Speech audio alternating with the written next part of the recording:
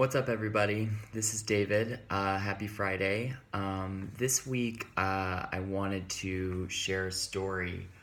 So, I was riding back in the train from Palo Alto back to San Francisco, and I was listening to a podcast. I've been listening to these new Masters of Scale podcasts, which are really awesome, and one of them was Reid Hoffman, who hosts the podcast, was interviewing Howard Schultz, the CEO of Starbucks, who was, talking about how to build a really great company. And one of the things he said that was really interesting was how, given the impact of technology and how that's, evolved how we behave, is that one of the craziest things of our time is that there's this epidemic of loneliness. Everyone is sort of involved in their own, little tech bubble. As I was listening to this, I was looking around at the train and I looked at the passengers near me and I was like, wow, one person over there zoned into their laptop, me with my headphones on listening to this podcast, person sitting across from me also zoned into their laptop, and no one really engaging with each other. And I think that if most people look around, they would say that's something that's been happening over the past few years. So I listened to this and it resonated with me, and I decided the rest of the week, I want to try to engage more people in my day to day. So this was on Wednesday. So Friday morning, I got in a Lyft line on the way to a meeting for work. And I started having a conversation with the driver, talking about how beautiful of a day it was. So he asked me if I'm taking off for Good Friday, and I said, no, probably not. I'm Jewish, so we don't really celebrate Good Friday, but it is Passover.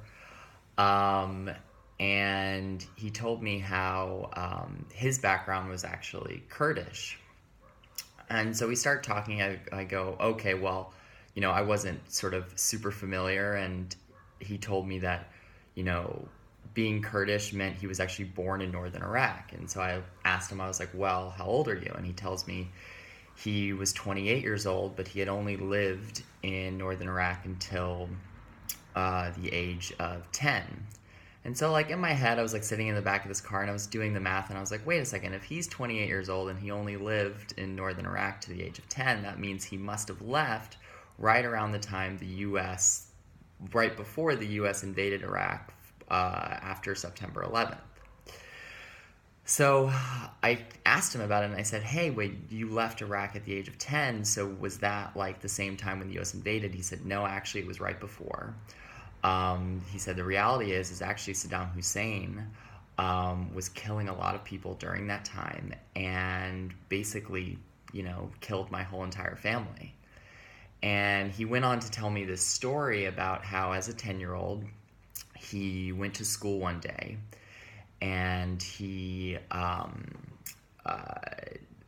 his way back home, his neighbors told him, don't go home, your whole family's in trouble, just run. And so he, following some people that he didn't even really know, went to Turkey at the age of 10, and started to live his life there, learned 5 other languages, became a translator for the police department in Turkey, and then subsequently got hired as a translator for the UN, given his skills there.